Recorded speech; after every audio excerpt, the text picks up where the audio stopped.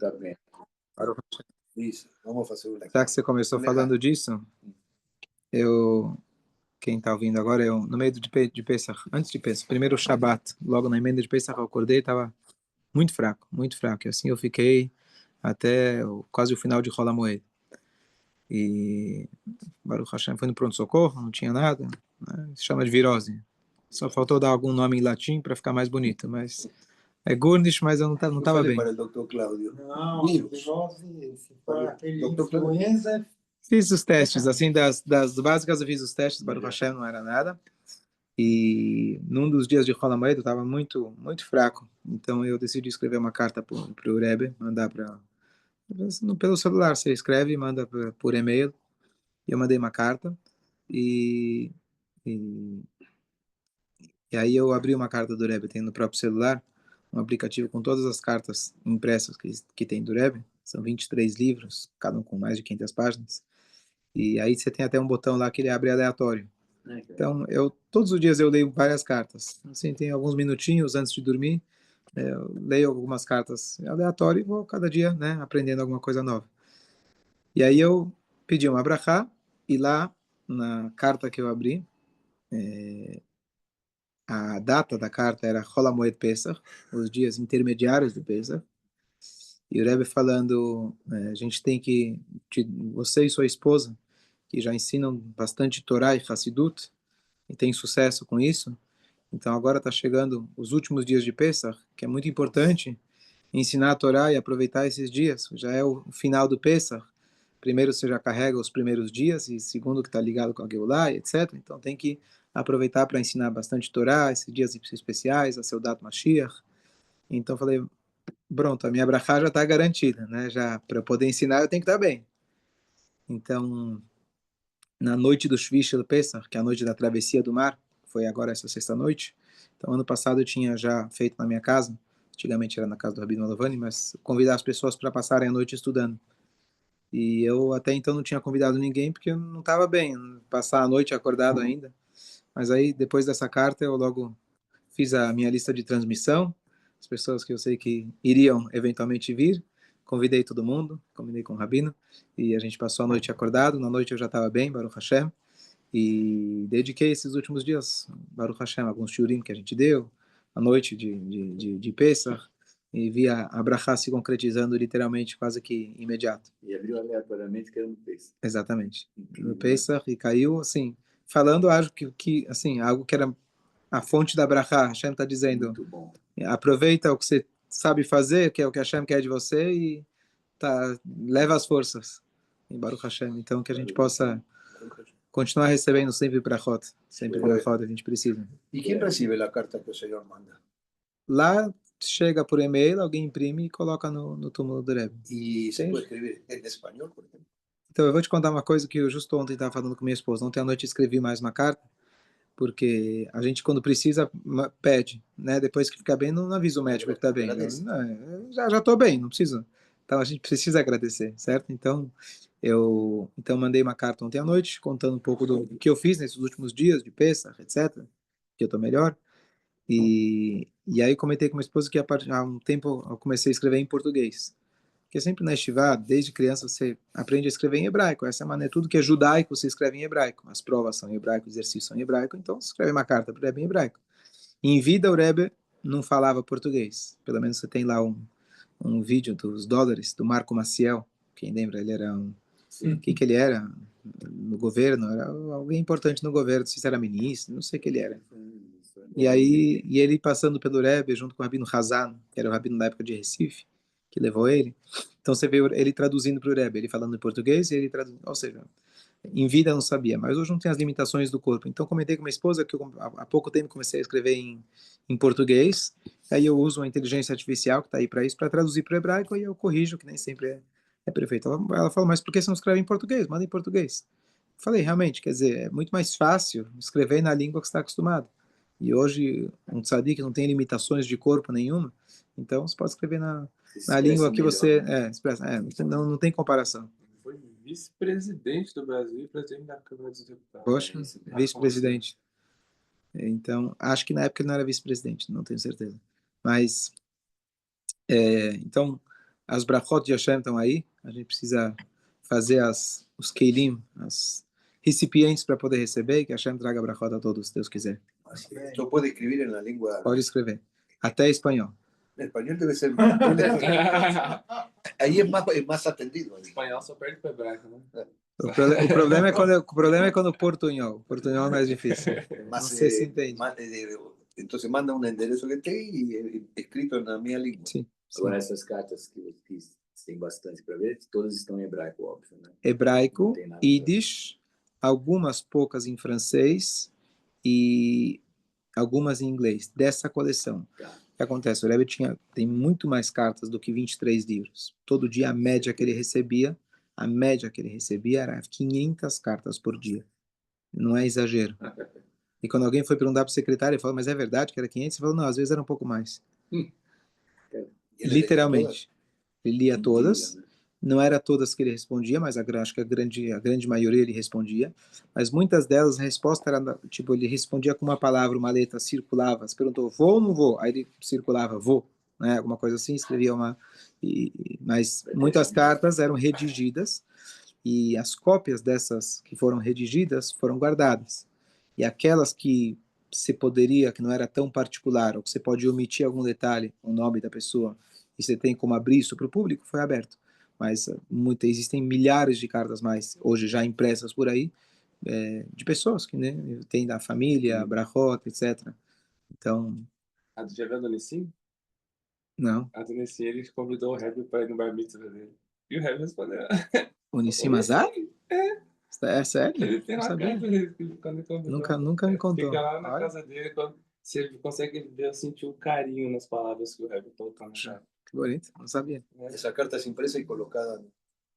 Não, aí fizeram uma coletânea, imprimiram livros, mas tem muito, além dos livros, além da coleção, tem muito mais. A que nós mandamos é impressa? É impressa, colocam lá, e depois de um tempo, igual o cotton, limpam. Bom, eu queria repetir para vocês o que eu falei no Yom Tov, um tema muito interessante, eu achei fascinante, sobre a travessia do mar. Então, nossos sábios comparam algumas coisas com a travessia do mar. Os sábios falam para a gente o seguinte: fazer um shidur, combinar um rapaz com uma moça, é difícil como a abertura do mar. A abertura do mar foi considerado algo difícil, é raro de acontecer, né? E conseguir fazer um shidur é difícil como a abertura do mar. Então, a minha pergunta foi: o que quer dizer difícil? Para quem que é difícil? Para Deus tem algo difícil? Para Deus é difícil abrir o mar? Deus fez tudo. Para ele abrir o mar não exige nenhum esforço da parte dele. E a segunda pergunta é tão difícil assim achar o shidur? Isso aqui é um incentivo para os capazes que estão procurando, para as moças, falar, olha, vai ser tão difícil quanto abrir o mar. Quando foi a última vez que abriu? 3.300 e... É um pouco difícil, tá certo? Não, também abriu quando eles entraram em Israel, também 3.300 e um pouco menos. Então, qual que é a mensagem que os sábios estão dizendo para a gente com essa comparação com a abertura do mar e dizer que essa abertura é difícil? Mais um lugar no Talmud está escrito, ele fala que a Parnassá, que significa o teu sustento, ele é difícil como a abertura do mar. Esse aí você já pensou, falar, né? Já está, concordo, né? Depende do dia, depende do mês, depende da crise, realmente é como abrir o mar, conseguir que aquele cliente compre de novo. Então, mas o que quer dizer essa comparação desses dois temas com a abertura do mar? Então, eu falei algumas interpretações bonitas que eu fiz a coletânea. Então, a explicação mais simples, primeiro, o que quer dizer que é difícil? Para Deus nada é difícil, mas em termos, difícil significa que Hashem ele criou a natureza, ele fez as regras da natureza. Para ele quebrar o próprio protocolo dele, é difícil, ou seja, tinha algo muito importante que precisava acontecer para ele quebrar a lei da natureza. Sempre que possível, Deus se esconde. Ele gosta de estar apaisando, ele não gosta de aparecer. Raramente ele fala, não, eu preciso mostrar minha cara, vamos dar a Torá. A Torá, eu preciso mostrar quem eu sou. Vamos tirar o povo do Egito, eu preciso mostrar. Então, é algo extraordinário. Deus pode tudo, não tem dificuldade para ele, mas ele criou um sistema e ele quer que esse sistema funcione. ele não espera, não quer mostrar a cara dele todo dia, senão perde a graça. A gente não vive mais no mundo físico, a gente não tem mais os desafios que é a proposta que ele deu para a gente superar esses desafios. Então, é difícil para Deus, ele precisou fazer isso. Por que ele precisou fazer isso? Também é difícil pelo fato que talvez os anjos começaram a acusar e falar, peraí, você vai abrir o mar? O povo judeu não é tão merecedor assim como para receber uma coisa tão grandiosa como essa. Mas Deus, ele quebrou seu protocolo e ele abriu. E aí, quais são as comparações, então, com o Shidur? Então, primeira coisa, uma Guemará, ela comenta, ela fala que essa dificuldade, ela é para o segundo casamento. Primeiro casamento já está anunciado 40 dias antes da formação do feto. Deus já anunciou filha de fulano para fulano. Está escrito. Está escrito, maktub, como se fala em árabe. Entende um pouquinho? Não. Nada. Filho de Sírio. Bom, e aí ele... e a Gemara fala, então, peraí, se já está escrito, tem que ser fácil.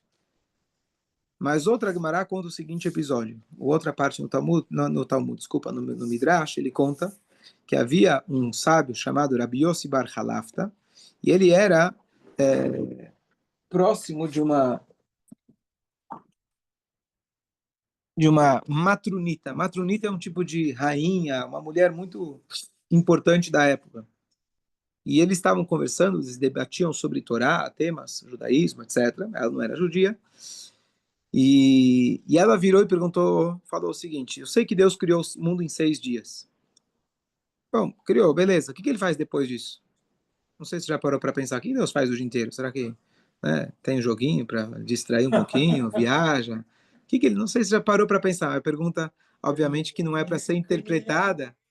Bom, então, claro que a pergunta não é para ser interpretada literalmente. Toda a ideia de fazer, se ocupar, é uma questão humana. Mas é claro que Hashem continua criando o mundo. Mas essa é a passagem. O que Deus faz? E ele responde e fala, olha, desde então, Deus está sentado, entre aspas, fazendo Shidduchim. Fulano, fulana, fulano, fulana. Ela falou, peraí, para isso não precisa ser Deus. Eu também consigo fazer. Manda trazer 1000 escravos, dá para ver a força dela, quem era ela, e 1000 escravas, fez fila, fulano para fulana, fulana para fulano, e falou, você casa com ela, e casou no mesmo dia, fez 1000 casamentos. Só que no dia seguinte aparece para ela um cara com perna quebrada, outro, não sei se é cara ou mulher, não estou falando quem era a Maria da Penha, né? Mas pois era o Mário, não sei. Mas, e outro estava com o cérebro, com a cabeça quebrada, essa expressão usada, e ela vira e fala quão grande e quão sábia é a sua Torá. Porque eu achei que era fácil fazer casamentos, mas eu vi que não é uma coisa tão fácil assim como eu pensava. Uma explicação importante é de saber o seguinte, isso que a Gemara fala, já está escrito, e o segundo casamento, ele é de acordo com os méritos, e ele é mais difícil de você conseguir essa compatibilidade. Esse segundo casamento, muitos comentaristas dizem que não é algo para ser interpretado no literal. Por quê? O que quer dizer o primeiro casamento?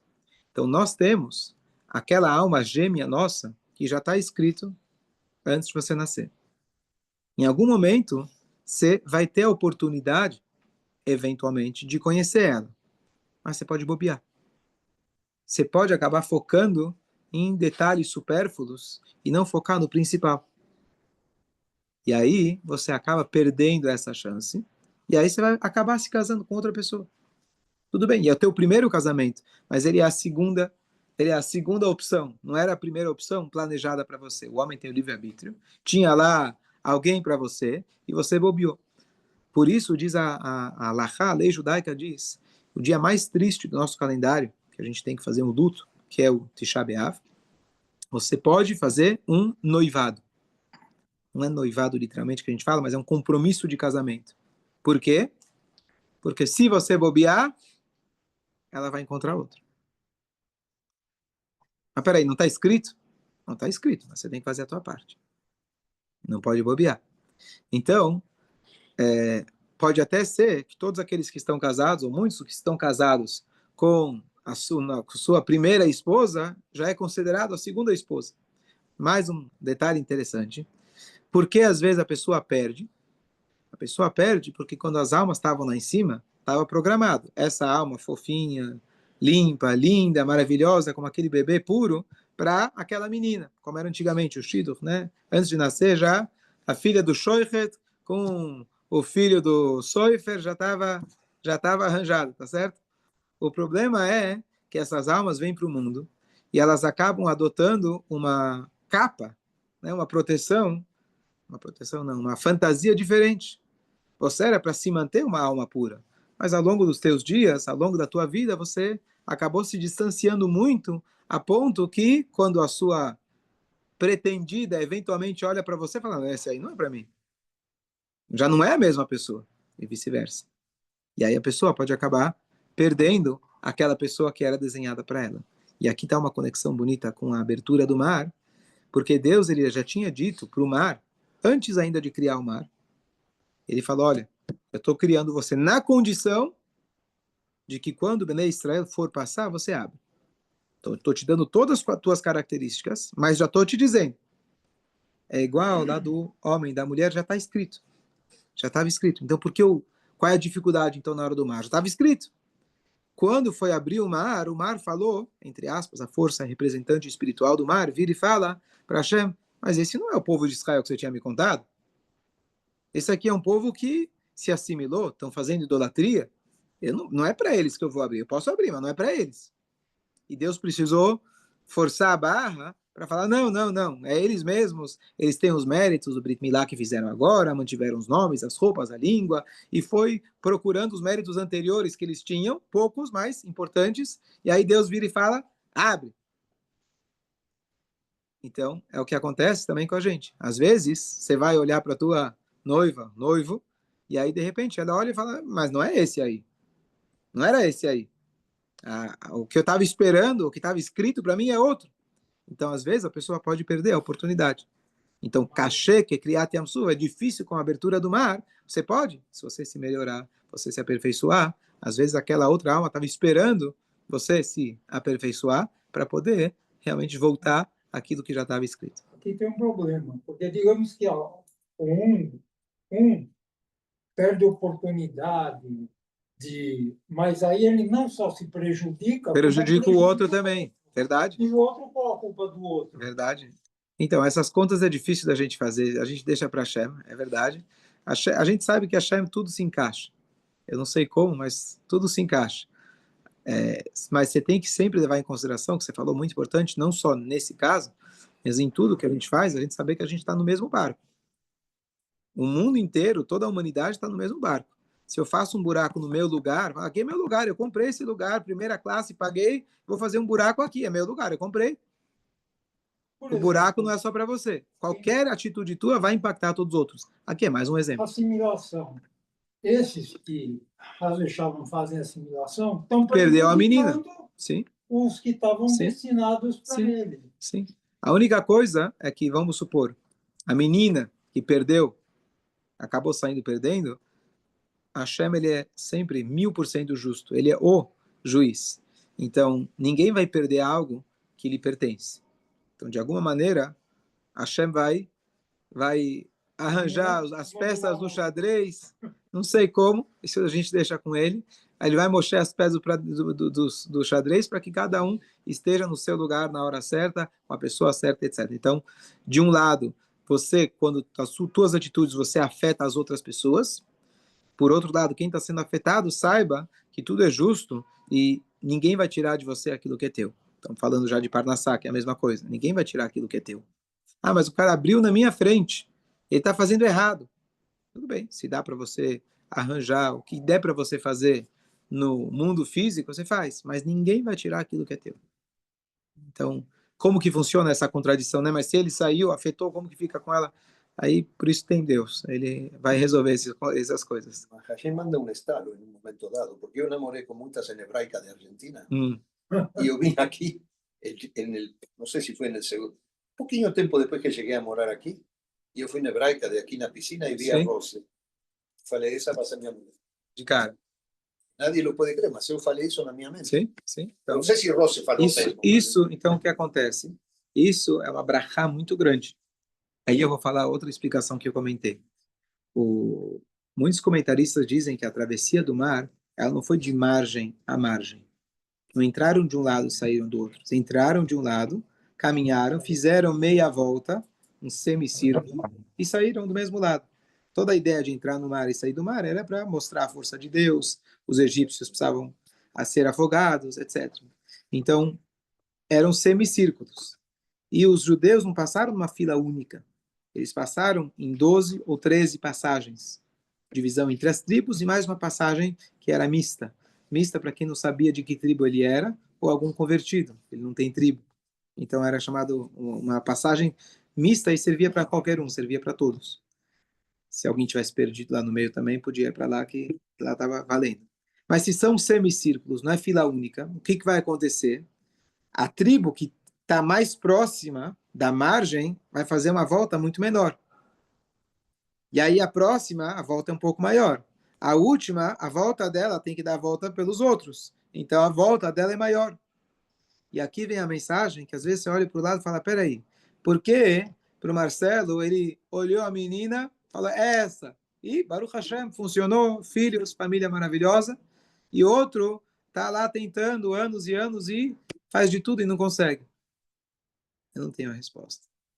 Mas você vê que no Kriyat Yam-Suf aconteceu a mesma coisa. Uns tiveram o caminho mais curto e outros tiveram que fazer a volta bem mais longa. Cada um com a sua missão, cada um com a brachá que Hashem dá para ele. E é Kashek Kriyat Yam-Suf. É difícil com a abertura do mar. E a mesma coisa no Parnassá. Às vezes duas pessoas fizeram a mesma faculdade, têm as mesmas condições, idênticas. Para um vai e para o outro não vai. Por quê? O que eu fiz de errado? Onde eu estou errando?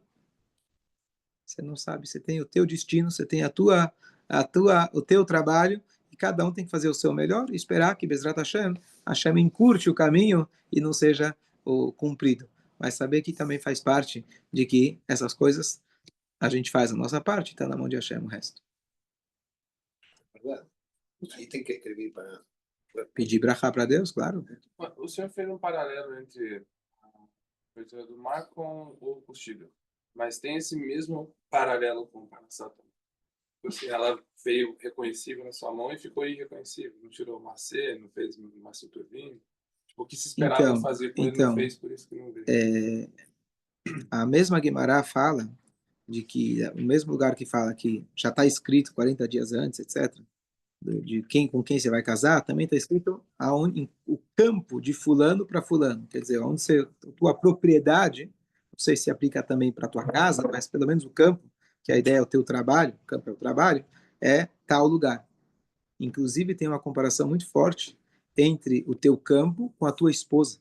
Eu estava escutando todo um shiur, que existem várias comparações. Inclusive havia um sábio que ele chamava esposa de meu lar. A gente entende? A esposa é o lar, né? E que existe uma conexão muito forte de alma, entre aspas, entre você e aonde você vai morar. E você vê uma coisa muito clara também, que aonde a gente mora, pelo menos eu vi na minha vida, de que você vê a mão de Hashem, porque você foi morar lá, naquele lugar, existe uma conexão muito forte com o lugar onde você mora. Não quer dizer que é permanente, né? Mas existe uma conexão muito forte com aquele lugar onde você mora. E às vezes o cara está procurando apartamento, está procurando lugar e não encontra. Não sei se é tão difícil quanto o Shidduch nessa situação, mas está procurando o lugar, por exemplo, de trabalho dele, onde ele passa a maioria do tempo diurno, acordado dele, ele está lá naquele trabalho. Existe algum lugar no mundo que está te esperando.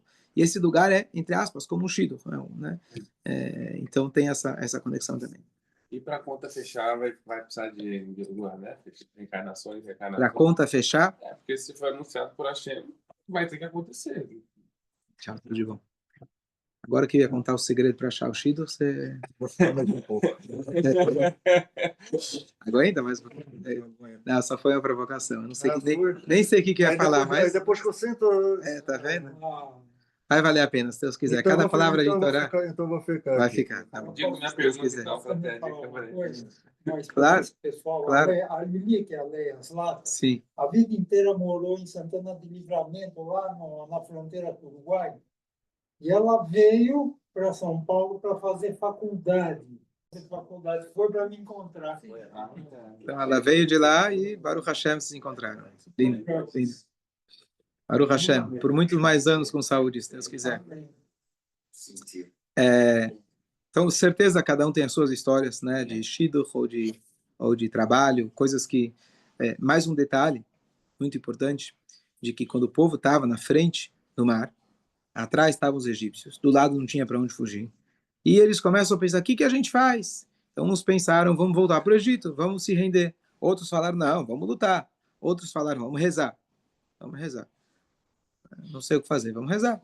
E os outros falaram, vamos se jogar no mar, melhor se matar e terminar tudo do que voltar para o Egito. Para lá não volto. Inclusive, já dei algumas aulas a respeito, o que significa isso no nosso dia a dia. Quando a gente sente que se correr o bicho pega, esse é o título da aula, se correr o bicho pega, se parar, o bicho morde, o bicho come. Então, porque como a gente reage em situações assim, muitas vezes a gente fala, desisto. Às vezes a gente fala, não, eu vou lutar, vou terminar. Às vezes você fala, não vou fazer nada, vou rezar. O que você tem que fazer é seguir adiante. Você tem que continuar a saber que você tem uma missão. Ah, mas tem um mar na frente. E continua. Alguma hora ele vai ter que abrir. Eu estou fazendo minha missão. Mas ninguém pensou nisso. Depois teve lá o Nachshon ben Aminadab, que ele foi quem pulou, e mérito dele abriu o mar. Moshe Rabbeinu bateu com o cajado e abriu. Mas o povo, ninguém pensou nisso. A solução muitas vezes aparece do lugar que você menos espera. E mais uma coisa, você tem que pular de cabeça. Não fica pensando muito. Como que eu vou fazer para ganhar o dinheiro que estou precisando um pouco mais e ficar remoendo aquela ideia na cabeça e remoendo quais são os critérios que eu preciso para poder achar a menina dos meus sonhos? Como eu vi alguém comentando há pouco tempo, falando, a menina que você quer existe. Só que você precisa casar com umas 10 para somar todas as coisas, as qualidades que você quer, em uma só, você precisa casar com umas 10. Então, tirar o sonho e colocar o que realmente é importante, os valores, né, a fé da pessoa, o compromisso da pessoa com a Hashem, com a vida, com a Torá, isso são as bases mais importantes. Então, quando você está, então, não é, nesse caso, para você entrar de olho fechado, que inclusive está escrito que você deve ver a moça, você nunca deve ficar olhando para meninas, etc. Mas antes de casar, você tem a obrigação de ver a esposa, ver a pretendente, ver se ela se encontra graça nos seus olhos, certo? Então, não é literalmente, nesse caso, você pula de cabeça, de olhos fechados, mas tem uma hora que você tem que pular. A criança que está aprendendo a nadar, ele nada fora da água.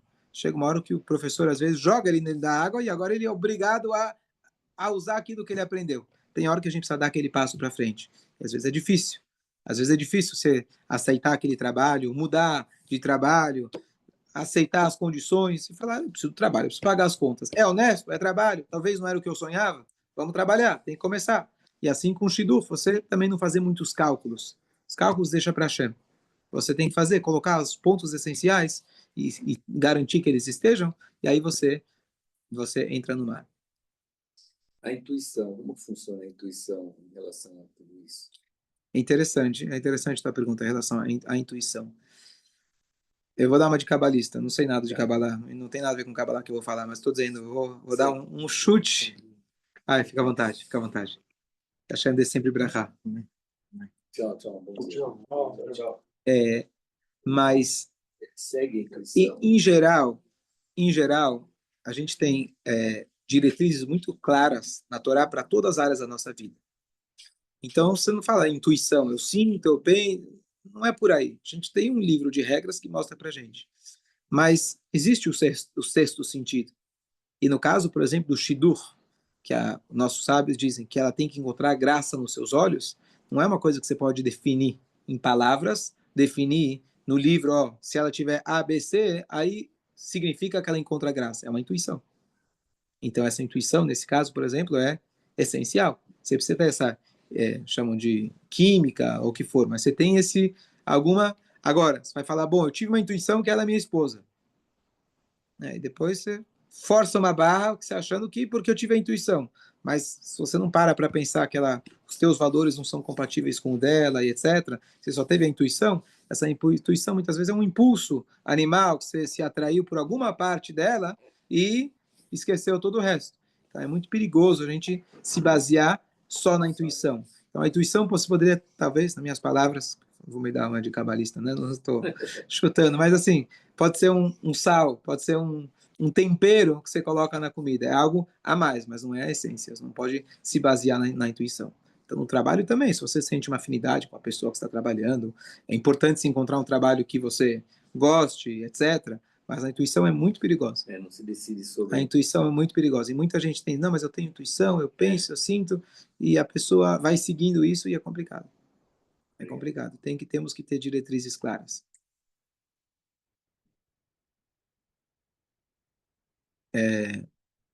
Então, cachê que cria tempo suvi. Então, só para concluir, 2 pontos mais, que é a comparação, todas as letras e palavras usadas pela Torá, pelo nosso sábio, são extremamente precisas. Então, a linguagem é cachê, difícil, como a abertura do mar. Ou seja, comparação, não é idêntico. É uma comparação, é um paralelo. Não é a mesma coisa. O que eu quero dizer? O Kriyat Yam-Suf foi a divisão das águas. Na verdade, o que acontece, o casamento, ele é a reunião das almas. É a mesma coisa, o contrário. Por isso que é comparação. É a comparação da dificuldade. Porque duas almas que estão distantes uma da outra, cada um cresceu numa família, cada um cresceu e foi mudando a sua cara eventualmente, mas aí já chega Hashem e fala, não, pega o homem e a mulher, são opostos e vai lá viver na mesma casa. Não sei quem inventou uma coisa dessa chamada casamento, é uma coisa complicada. Pega um homem, pega uma mulher, construam o seu lar. Naturalmente, é uma coisa muito difícil. Mais ainda, voltando àquela história lá do rabino com a rainha, ela soube fazer shidduch. Fazer o shidduch não é o problema é manter. Fazer um rapaz com uma moça, ó, casem, eu garanto aí 1 ano, tá bom, a gente casa. Casar é fácil, mas manter é como criar Yam-Suf. Porque manter duas entidades que aqui nesse mundo físico são separadas, são diferentes, e Hashem criou que sejam diferentes de propósito, para você manter isso é o tempo todo, da mesma maneira que Hashem a noite inteira tinha um sopro, um vento divino lá, segurando as águas para não caírem, tem que estar o tempo todo lá lutando para que isso aconteça, porque não é natural. O casamento é a mesma coisa. Você precisa estar sempre investindo no teu casamento, no teu relacionamento, porque naturalmente eles se afastam. Então é cachê, é difícil, como a comparação paralela oposta, mas é a mesma ideia. Um é juntar 2 que são divididos, o outro é separar 2 que são 1. É a mesma coisa, só do que no sentido oposto. Então essa é a comparação com o Kriyat Yam-Suf. É muito bonito escutar esse tipo de comparação, eu acho, pelo menos a gente entender de como a gente tem que prezar pela nossa relação, como a Torá enxerga, que a relação não é uma coisa que você, em inglês se fala take for granted, né? Isso já levo no automático, isso já tenho por garantido. Não, você não tem nada por garantido. Todo dia, a vida inteira, você tem que plantar e continuar plantando, regando e semeando para chegar às bodas de ouro, de prata, diamante, Ezrat Hashem. Então, esse era um ponto. E o último ponto que eu queria falar é o seguinte, no sentido mais amplo que a gente pode aplicar em todas as áreas da nossa vida, não só no casamento, não só no trabalho. Mas o que aconteceu foi que Hashem, logo antes deles irem receber a Torá, Hashem queria dar uma lição muito forte para o povo. Tanto é que eles, de fato, enxergaram Hashem, a presença divina, lá na travessia do mar. O que quer dizer essa travessia do mar? Uma interpretação, uma delas, a água, ela é líquida, não tem forma, e é muito difícil você controlar a água. Você não tem como você vai construir uma ponte em cima da água. Então, ou você boia, ou você tem que chegar até o fundo do mar. Você não consegue construir nada em cima da água. Você não consegue pegar ela e transformar ela numa forma física. Ela simboliza a força da natureza. Você consegue parar o sol? Você consegue controlar a chuva?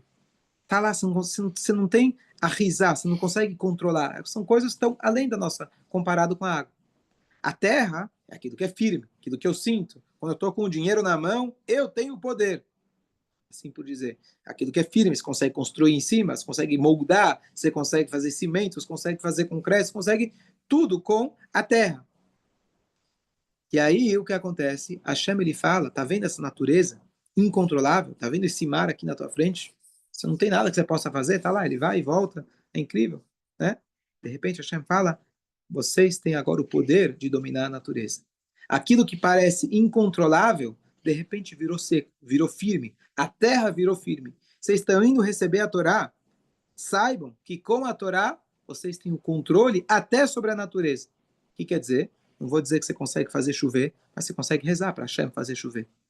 Um Yehudi pode fazer que alguém, Deus nos livre, esteja em uma situação muito grave, Deus nos livre de doença, você reza para Hashem e você está em controle, entre aspas, não você, mas com a força de Hashem, ele está te dando o poder de você transformar aquele mar que você tem zero controle, não consegue transformar, você não consegue pegar, você não consegue fazer nada com ele, vira terra firme, de repente aquilo muda para algo que você realmente pode transformar.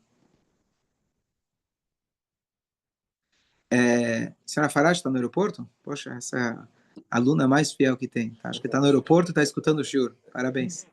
Parabéns. Tá lá. Acho que está indo para Nova York. Bom, então, a ideia é a gente saber que estamos recebendo a Torá, agora estamos a caminho de receber a Torá, atravessamos o mar, historicamente estamos agora nesse período, é o momento da gente se transformar e a gente acreditar que a gente tem o poder. Nada pode dominar a gente. Eu ainda não consegui aquela brachá que eu precisava. Eu estou precisando da brachá para minha parnassá, estou precisando da brachá para meu shidduch, estou precisando da brachá para minha saúde, estou precisando da brachá qualquer área da tua vida. Saber que Hashem que domina, vai a mim no Hashem, acredita em Deus, continua seguindo, segue adiante. É difícil, a água pode ser que está nas narinas, já não tem mais, mas ele deu mais um passo. E saber que você continua firme, forte, você está bem amparado, Hashem está ao nosso lado, que a gente possa receber a Torá em Shavuot, já estando, se Deus quiser, em Jerusalém, se Deus quiser. Chico, también da un ejemplo muy grande con el que entró primero en el agua. Sí, sí. Como dijo el otro día, Nachshon. un semi-gay, y él se metió en agua, y Moisés no entró en agua. Sí, sí. Ahora, te da el ejemplo de que todo vale.